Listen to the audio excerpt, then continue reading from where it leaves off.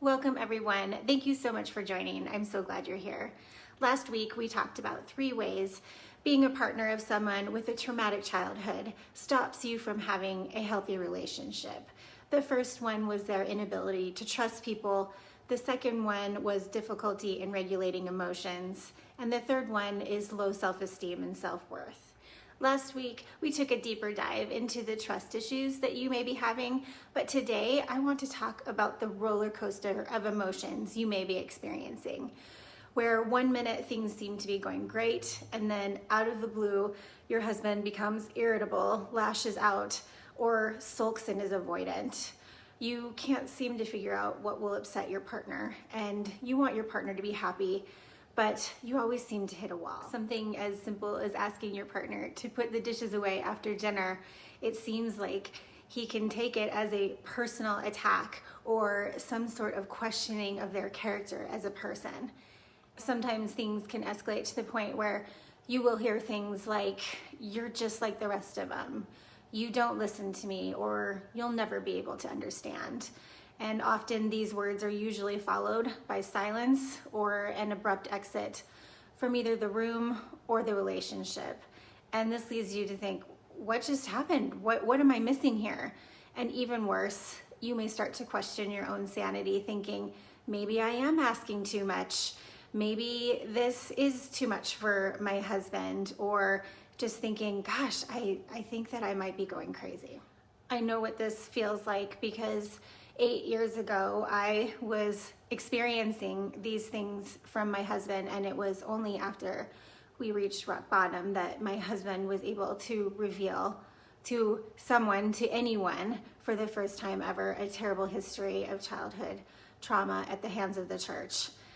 This was a huge realization in our marriage, but I realized I just didn't have the tools to understand what the healing process meant and how we could heal together. I looked everywhere for resources, and there was very little to be found for spouses, especially those of us spouses of male survivors. Fast forwarding to today, my husband and I are in a happy and healthy relationship. It took a lot of patience, and we had to learn a lot about the healing process on our own through trial and error. But I'm hoping that you can learn from our story, and we truly believe that we made it through for a reason, and that was to help others who are in the same position. The first step to healing is really understanding. So healing and education really do go together when you are married to someone who has suffered childhood trauma. Before I get to some things that you can start today, when you experience those emotions, some things that will not make things worse, I want to talk about why this irregularity of emotions is occurring. The thread that runs through survivors' lives is trauma. And when the thread of trauma is pulled, intentionally or not, the male survivor acts out in behaviors such as anger, withdrawal, isolating themselves, or even just passive aggression. It's this thread that is the great source of instability and unpredictability that you are experiencing. Anger may be a bigger issue with male survivors, as young boys really don't have that many acceptable outlets to change their behavior except for anger.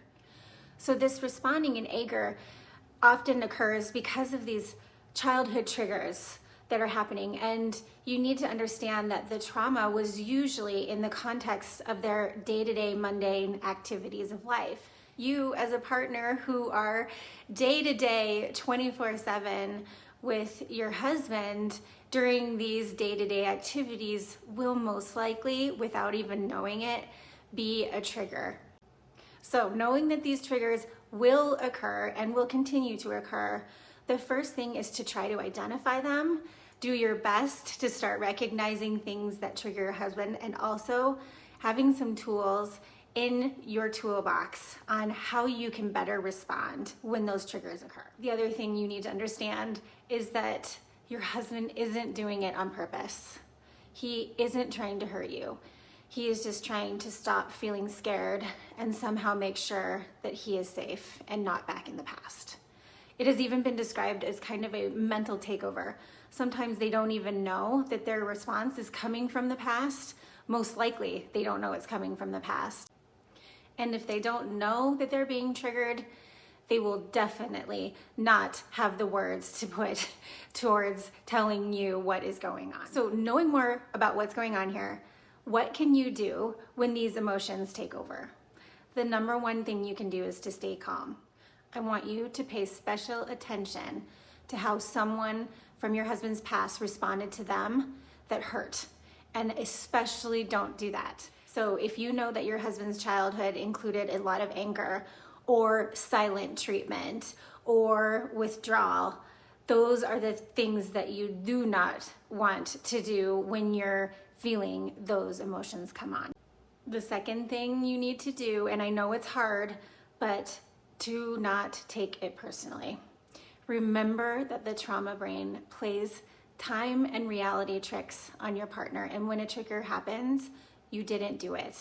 By realizing these two things about triggers, I was able to see that I wasn't to blame, that I needed to stop thinking that I did something wrong, and that instead it was these deep emotions from the past. Once things have calmed down, it's important that you try to get your partner to place the anger not on you or not on the kids, but rather the anger on where it belongs, and that is anger towards the people who hurt them in the past.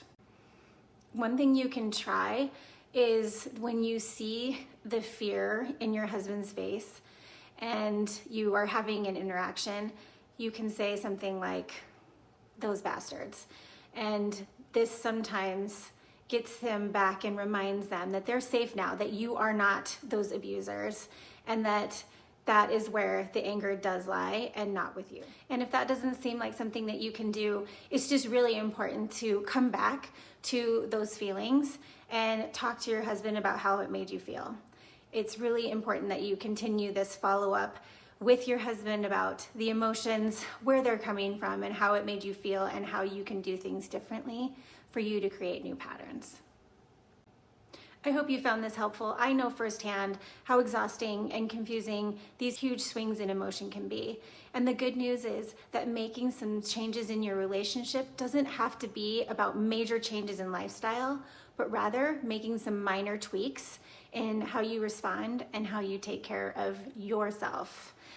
When I was struggling with my husband's healing, these are 100% the tools and advice I wish someone had given me. And it's so liberating to have a plan, to have advice on things to say that won't make things worse. I learned these things the hard way, but I want to create a community of women with similar experiences so we can help each other. If you found this helpful, check out my website, sign up for my newsletter, and I have some exciting things planned in the future that I want you to know about.